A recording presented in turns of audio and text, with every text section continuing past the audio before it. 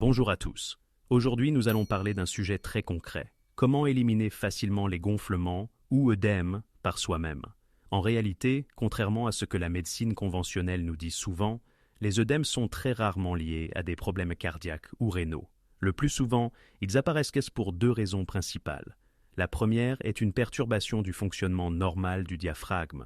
Le diaphragme, notre principal muscle respiratoire, est l'un des deux mécanismes les plus puissants du drainage lymphatique. La lymphe, c'est en quelque sorte le système d'évacuation de notre organisme, et il n'existe que deux mécanismes importants qui favorisent sa circulation, surtout pour lui permettre de remonter contre la gravité, du bas vers le haut, notamment lorsque nous sommes debout. Le premier mécanisme, c'est l'activité musculaire. Quand les muscles se contractent, ils poussent la lymphe à travers les vaisseaux lymphatiques. Ces vaisseaux, tout comme les veines, sont équipés de valvules qui empêchent le reflux, c'est-à-dire que la lymphe ne redescend pas. Le deuxième mécanisme, c'est l'effet d'aspiration du diaphragme. Lorsque nous respirons avec le ventre, c'est-à-dire en utilisant le diaphragme, la pression dans la cavité abdominale diminue, ce qui permet à la lymphe de remonter naturellement. C'est ainsi que se fait le drainage lymphatique. Quand cette fonction est perturbée, autrement dit lorsque la respiration abdominale est bloquée, la lymphe stagne et un œdème lymphatique apparaît dans la partie inférieure du corps. Pour éliminer cet œdème dû à la stagnation lymphatique, il faut donc restaurer la respiration abdominale ou diaphragmatique. Cette respiration se dérègle quand le diaphragme se contracte de manière involontaire, entre en spasme et se bloque. À ce moment-là, au lieu de respirer par le ventre comme naturellement, nous commençons à respirer par la poitrine, en soulevant la cage thoracique. Tout cela parce que le diaphragme est tendu. Le diaphragme se contracte principalement lorsque nous sommes stressés ou anxieux. Une situation de stress provoque un spasme diaphragmatique et, par conséquent, empêche la respiration abdominale. Comment la rétablir? C'est très simple. Allongez-vous sur le dos. Posez une main sur votre poitrine. Cette main doit vérifier que la cage thoracique ne bouge pas pendant la respiration. Placez l'autre main sur votre ventre. Inspirez lentement en gonflant le ventre, de manière à soulever la main. Retenez votre respiration pendant 4 secondes. 1, 2, 3, 4. Puis, expirez tranquillement, sans bouger la poitrine. La cage thoracique doit rester immobile pendant toute la respiration, à l'inspiration comme à l'expiration. Faites cet exercice pendant 10 minutes. Si cela vous semble trop long, faites des pauses.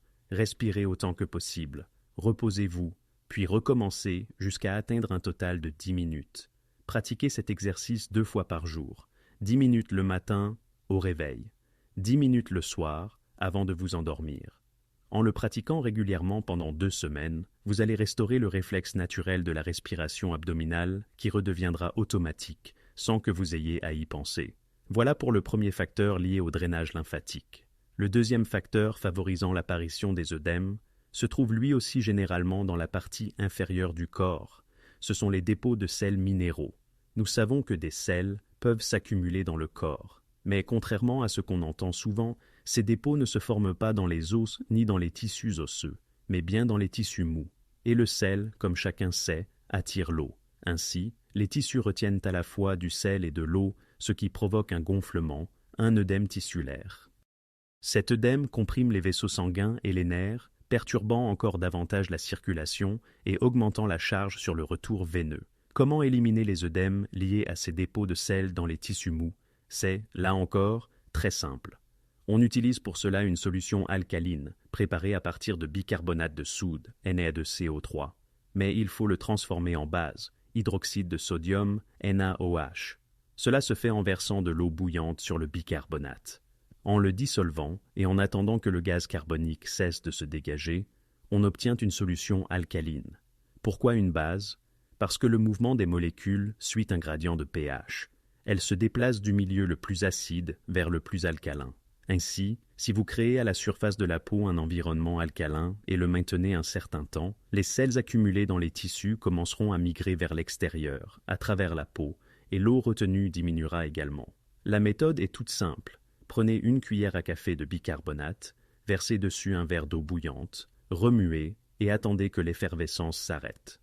Imbibez une paire de chaussettes avec cette solution, essorez-les légèrement, enfilez-les, puis recouvrez-les d'un sachet plastique et enfin d'une chaussette sèche.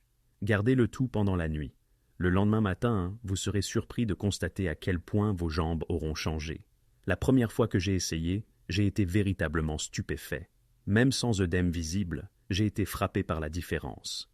Mes jambes semblaient être plus légères et visiblement plus fines. Voici donc 2 méthodes simples et efficaces pour éliminer naturellement les œdèmes. Prenez soin de vous et de votre santé.